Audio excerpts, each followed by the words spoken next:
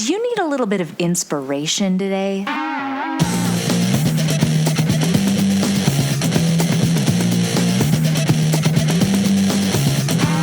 Welcome to the Women Inspired Podcast, brought to you by CareerKindling.com, a growing movement to help inspire, empower, and ignite women in their careers and in their lives. I'm your host, April Seifert. Each week, I get to interview some of the most inspiring women, and I'm bringing those interviews to you. Let's get to it.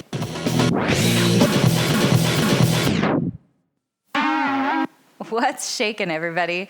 You're about to meet the fabulous Jen Halvorson. She was born and raised in White Bear Lake, Minnesota, and she recently graduated from the University of Kansas with a degree in journalism. Her dream is to have a career in sports broadcasting.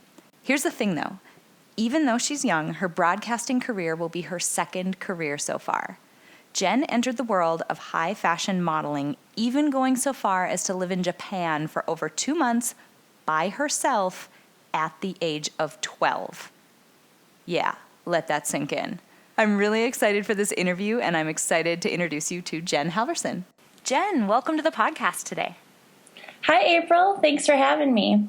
So I gave everyone a little bit of a bio about you, sort of the official bullet-pointed version of it, but tell us about yourself in your own words.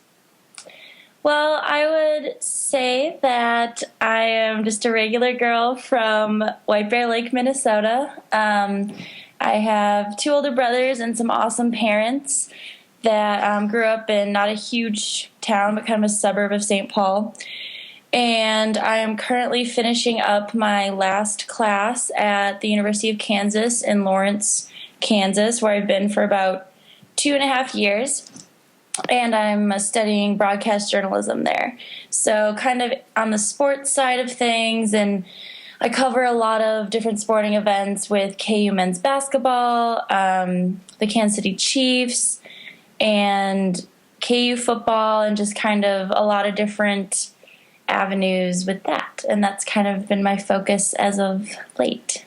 What got you into journalism?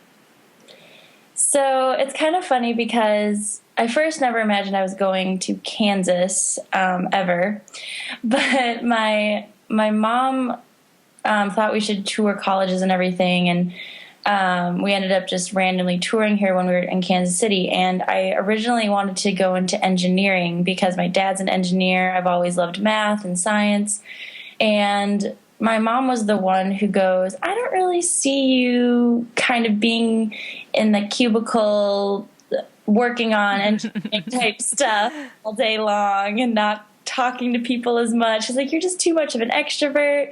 I just feel like you need to be on camera or doing something super, just involving a lot of people. And she's like, I feel like you would be really good at broadcasting. And she loves politics, so she was in her head, I think, thinking news at the time, but I hate politics. And so I was like, okay, well, I would go into sports then, sports broadcasting, because I played sports my whole life. My brothers played sports. My dad coached me. It was, the biggest part of my life for a very long time was devoted to sports. And so I felt that kind of bringing that passion back into my life in a different aspect of it was the direction to go for me in order to work hard at it and be very successful. So that's kind of what happened there. I think that's really cool that, 2 things. One, you were open to a suggestion that somebody else had, because sometimes other people can see things in us that we don't completely see ourselves. But then 2, you took that suggestion and you said, no, I'm going to make this my own. I'm actually a great idea, but I'm going to go in this slightly different direction with it because that would make me happier. I think that's awesome. Thank you. So for a lot of people, as you're basically finished with college right now, for a lot of people, that's the point at which their career starts. Most of us don't do much in the way of a career prior to that. But that's not the case with you. Your career journey started at a much younger age. So tell us a little bit about that. Yeah, so when I was, when I was 12, it was about a month or so before my 13th birthday. Again, my mom, she knows me very well.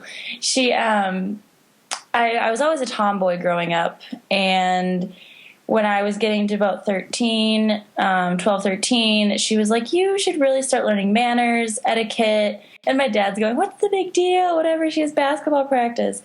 And she's like, no, I just feel like she would be really good at modeling. But originally it was the etiquette and that sort of a thing. So my mom wanted me to learn. So she found a modeling school where I took one class just to kind of learn what the industry was about and how to walk in heels, essentially, and put makeup on. Because I didn't own a pair of heels prior to that, and my makeup skills were subpar. So so she looked it up and found it, made the appointment, and anyway, what happened is then I did the one class and kind of just kept going about my life, and then about totally messing that up, about 2 months later, it wasn't that much longer now that I think about it, we got a postcard for this New York trip through the agency that the school was associated with, and there was a casting for it, and so we decided to go, and I ended up getting it, and that's kind of where it all started, where I started doing kind of rehearsal stuff every week, getting ready for this big New York trip in the summer. So when I was summer after 7th grade, when I was like 13 and a half. And so I started booking a few jobs in the Minneapolis market while I was practicing. And when I went to New York it was essentially a convention where for acting and modeling, and all kinds of agencies came and basically scouted you from all over the world. And so I went there, and we didn't really know what was going to happen because, we're super new to this. My mom just kind of threw a bone out there, and it started going really well. And so we go there, and I had 55 agencies interested in me after callbacks from all places of the world, Europe and right in New York, some of the top agencies, and Tokyo, just everywhere. And that kind of launched me into traveling. So when I was very young, though, I was only 13. And so the New York and the European agencies wanted to see how I developed a little more. They're like, all right, well, we love your look, and you look like you're 16, but we actually need you to be 15 or 16. 13 is a bit young. Mm-hmm. So we're like, okay, we understand, but Tokyo still wanted me, and still kind of like a starting off market and that sort of a thing. So anyway, about 6 months after that, the day after my 14th birthday, I flew to Tokyo, and with a contract with Cinq d'Une models. And I was over there for about 2.5 months, and just going on castings or auditions, you can also call them, and working. And we worked it out with my school, so I was able to email my teachers and do assignments while I was there, because it was in the middle of the school year when I was in 8th grade, and then tests I just did when I came home in March. So then that kind of spiraled into the following summer. I went to Europe. I went to Paris for a few weeks, and then signed a contract and went to Germany for the summer. And then in the span of all this, I would do jobs in Minneapolis, or I'd have a couple jobs, if I'd go for a weekend to Chicago or Orlando for a job or something like that. So it just kind of became a little mini career very early on, and changed. I think the biggest thing is it really, I always thought older, but it kind of made that happen even faster. And then it really gave me perspective on life that I wouldn't have had without it. So thinking about that, I'm putting myself back in my shoes as to where I was when I was 13, and I certainly don't think that I could have navigated traveling to Tokyo and all of the things that you discussed. What was that like, being so young and living away from where you grew up, but then also being in this professional setting. How did you deal with that? Yeah, well, my mom was there the first 2 weeks in Tokyo because neither of us had ever been out of the country. Well, she'd been to Mexico, but overseas type stuff. And so, but then when she left, it was me on my own. And I don't know, well, directions and that sort of thing, I've always been really good with navigating cities I've never been to. My mom always tells me that, but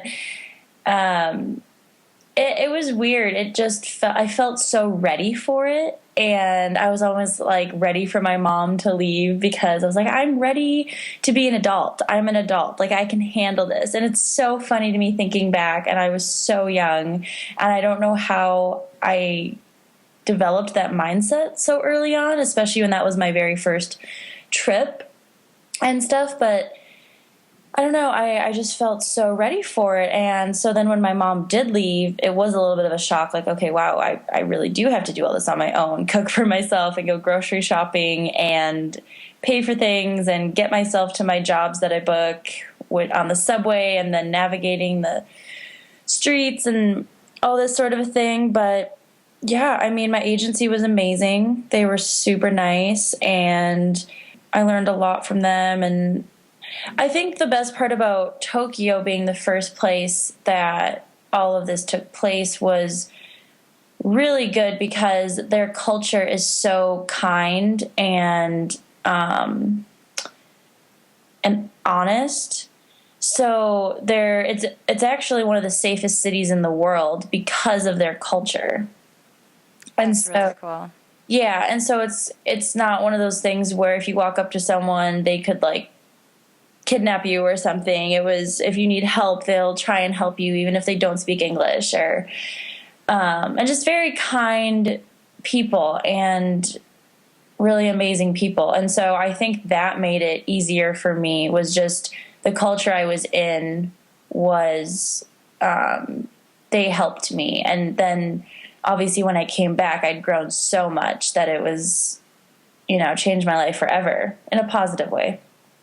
Okay, I have about 4 directions that I want to go, but I'm going to pick one direction and then I'm going to totally move to something else after this. But most of us likely don't understand the modeling industry at all. I mean, we see it from the outside, either things that come up in the news, maybe we see things in magazines, maybe you watch America's Next Top Model or something like that. I mean, that's really the extent to which people outside of the industry really have any idea of what goes on. Can you just tell us a little bit about it from your perspective and the things that, just what about it would we not understand, given that we're not in it as much as you are? Well, I think there's a couple sides to the industry, and there's, the really good side where you go to your castings and you're booking work, and outside of that you are working out consistently and promoting a very good lifestyle. Typically what you'd see in, some of the top models like the VS models and that sort of thing. But it's also very true with a lot of working models, because you have to keep your skin healthy, you have to keep your hair, your nails looking nice all the time. Basically, you just have to keep yourself looking as perfect as possible all the time. In reality, you say perfect, but it's really just taking care of yourself. It's just basic things to, live a healthy lifestyle. So there's, the very positive side, and then there's the side where girls get in their head where they need to be thinner. That's why they're not booking work, and then they stop eating. And there's that whole road, which is very true, but I think the common stereotype is that models don't eat at all. And I think that that's really not true, because yes, there are models that don't eat and don't work out and are just very thin and unhealthy looking, but there's also models who they try very, very hard to stay as thin as the models that don't eat, but they are eating and working out. And you know what I mean?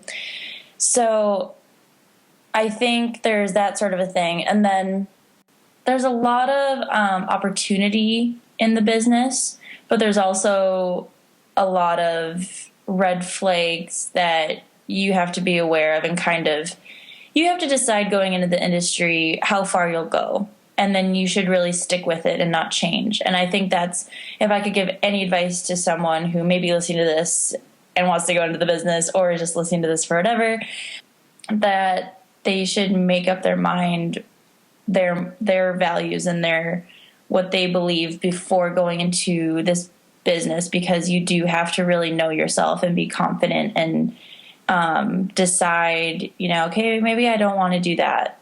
And I don't know, that's a whole big part of it, I would say.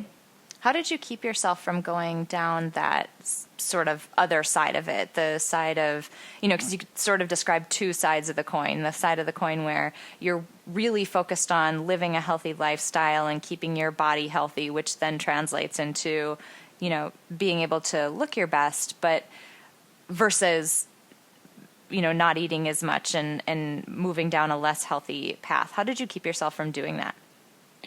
Well, for me, I was always an athlete, and when I wasn't traveling, I was still in sports because I was on multiple teams and all this sort of stuff. So when the whole thing came up, where it was like girls just stop eating, that whole mindset was just very strange to me. And I was like, how could you not eat? I mean, that doesn't make any sense. Like, how do you live? For me, it was kind of, I was getting into it so young, and there was different girls at different agencies that I'd met, and I saw the lifestyle they lived, and I didn't want to be that way. And they were older than me. They'd been in the industry for longer. And I just kind of thought, upon first getting into it, I never want to be that way. I never want to get full of myself, and nobody likes working with someone who thinks they're better than everyone, first of all. And second of all, I never want to be so insecure that I can't eat, because that's no way to live. I mean, I don't know. I mean, you lose energy. You don't look, you're not your usual self. And because it messes up your mind and stuff, because you're not getting enough energy to your brain. And I don't know. So there's that aspect. And I think my parents really, my family was there with me through everything. And even when I wasn't with them, they were Skyping me every single night, and I was talking to them every single night. And so like they kept me grounded, and just their upbringing kept me grounded in morals and values that were instilled in me. And when I was becoming older, I was like, okay, do I really believe this, or just my parents? And I realized, no, I do really believe this. And then I think the last thing is, the girls that I became friends with were the girls who were working out and eating right, and they weren't going out and partying. They were staying home and Skyping their families too. And so I think surrounding myself with people that were a strong system for me is what helped me keep my head level through it all. You know what's really funny? I've done quite a few of these interviews now, and there's a couple of themes that have come out in a lot of the interviews that it almost doesn't matter. Well, it almost doesn't matter what the person's background is. These couple of themes keep hitting, and I keep hearing them. One is that, you touched on, in the beginning, you had been an athlete, and you were so focused on exercising in order to be in athletics that the impact of what that meant for how your body looked was almost a secondary thing. That was just sort of an artifact of you doing this activity that you really loved. And what's really cool is I've heard a number of women that I've interviewed talk about this mindset that they've been able to cultivate or keep throughout their life, where they're very focused on what their body can do and how it's able to perform, and what it looks like is such a secondary thing. Mm-hmm. So that's one really common theme that I've heard and that I'm hearing you say. And then the second one is this importance of having a tribe around you, a tribe of people who, not just people who are going to say yes to everything and agree with you with everything, but more so this tribe of people who truly and legitimately want to see you succeed, and they want to support you. And that's, I just think that's so important, because I'm hearing it over and over from so many women. Oh, for sure. I totally agree. What are the other directions that I wanted to go, which is completely different than what we were just talking about? I'm thinking about you being younger and going to Tokyo, living there for a couple of months, and having this really unique situation, happen to you, and then coming home to your hometown. What was it like coming back? How did people receive you? Because it's not super common that people in a town in Minnesota know somebody who's done something like this, particularly at your age. So what was that like coming back? It was very strange. It was definitely not what I thought it was going to be, because I was the same person. And there was a lot of people that wanted to believe all this bad stuff had happened to me because they didn't understand the industry. They didn't understand what I was doing over there. And so it was weird because it wasn't really my friends as much. It was more like parents and different teachers and different people at our church. And it was very strange because people who had seen me grow up and knew me my whole life suddenly thought that, there was something wrong with me, or just were very like concerned and kind of judgy. And it was very difficult because I was just going, what are you talking about? I'm the same person. I went over here, experienced this. Yes, I grew a lot and I have a different perspective on life. But I'm still the Jen you knew that grew up because I went to a small Christian school. From preschool even through 8th grade. And so literally they've known me since I was 2. Mm-hmm. And so the fact that, they've known me almost as long as my parents have known me type of a thing, it was just a surreal kind of thing that happened. And I was kind of shocked. And my parents were too. I'd come home from school and be like, you wouldn't believe what this person said to me today. And I don't know. But I mean, all my classmates were still amazing. They were just the same old friends. And that was really good. And I think another thing that was weird was coming home and just thinking differently, because I'd lived on my own now for 2.5 months. And I came home and I felt I was being treated like a kid again after living as an adult. And so it was also kind of a weird transition back into that. And I don't know if I ever really, I don't know. I think this kind of goes into why my life, schooling and all this stuff kind of turned out the way it was, is because coming back from there, I kept thinking forward and more, okay, what's next? How do I get this done? How do I accomplish this sort of a thing, and going down the list and not really focused on what everyone else in my class and stuff was focused on anymore. It was, I don't know, it was different. It was good and bad, but yeah, I don't know, it was weird. I can imagine that would be a really big transition. Yeah.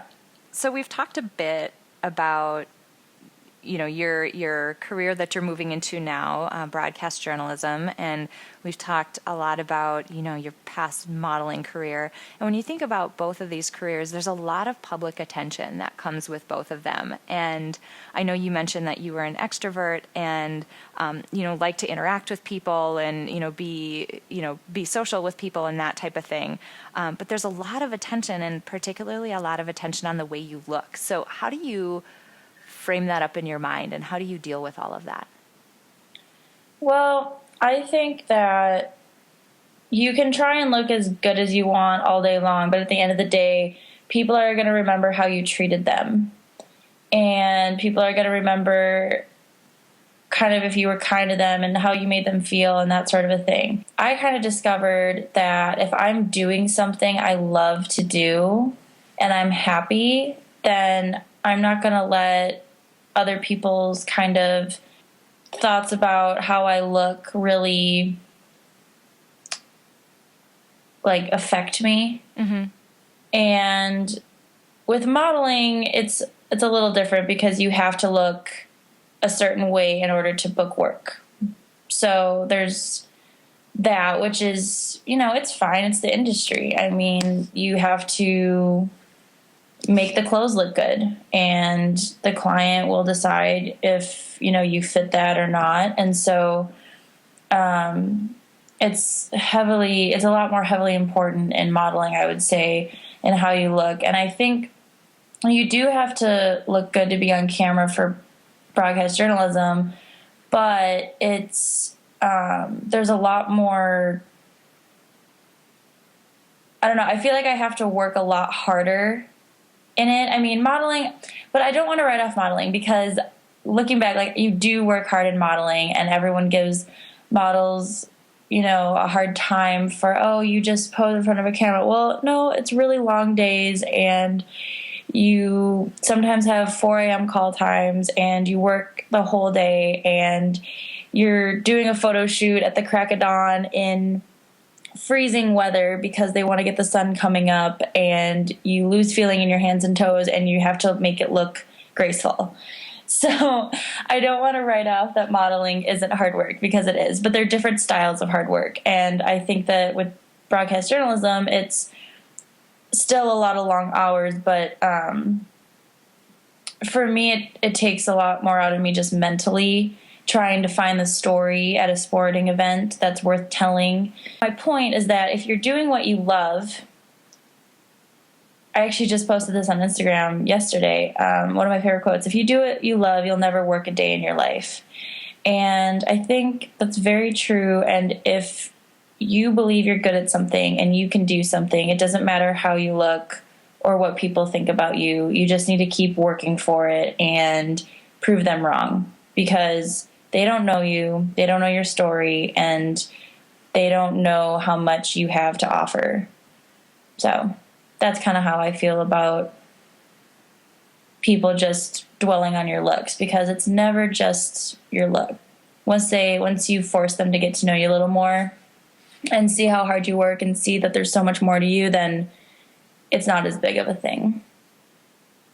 So as you look back, you've had, a career longer than most people have when they're your age. What have you learned that you can share with other women? Things that they might be able to apply in their career, in their life? I think that you need to, if you don't really know what you want to do in life, take the time to figure it out. And when you figure it out, hold on to it and go after it for, as hard as you can, because and then take the time to look on what you've accomplished. Because I find myself sometimes I'm going, and I don't take the time to kind of look back and be like, wow, I've done all of that, because I'm always looking for the next thing. Sometimes you need to look back and just kind of like validate yourself that you have been working really hard and you are doing a good job and you're making steps to where you want to be in your career. You may not be there yet, but you're on your way. And I think holding on to those tangible goals, even if they're not real yet, but you're climbing the bridge or the mountain, then you just need to keep those goals in mind and keep what you want out of this life in mind, because that's what's going to keep you going and keep you motivated to continue your career and keep building yourself and making yourself better and working harder and keeping a strong work ethic. Is just always keeping those goals in mind and, stating them, reiterating them to yourself every day, so that you know why you're getting up and why you're going after what you're going after. So I have one last question for you, and it is something that I ask every single woman that I interview on the podcast. We are compiling a Spotify Power playlist, which is a set of songs that are curated by the women who have been interviewed on this podcast. And so I want to make sure that I include your song. So I have to ask you what your favorite motivational song is. Well, I think I have two. Is that okay? You can totally break the rules. I love it. Okay. Well, I have one where when I'm like working out or need to get pumped up, it's my motivational song. And I feel like I can just conquer the world when it comes on. And it's Headstrong by Trapped. Yeah. And then my other song that just also kind of at any time of the day, but it's more, I just like thinking about it and singing it, is I Hope You Dance by Leanne Womack. They're very different styles of songs, but they're two of my all-time favorite songs. I love it. Jen, I have to say thank you so much for agreeing to be interviewed on the podcast, for sharing your story, for being open and being honest about your experiences. It's never an easy thing to have somebody interview you and put you out there like this. So I so appreciate that you were willing to chat with me today. Definitely. I appreciate you having me and letting me tell my story. It was a good time. Awesome. I hope you enjoyed that interview with Jen Halvorson. To make the most of what you heard in her interview, head over to www.careerkindling.com to find Jen's show notes page. Here you'll find some key takeaways from today's interview as well as some prompts to help you reflect on what you heard.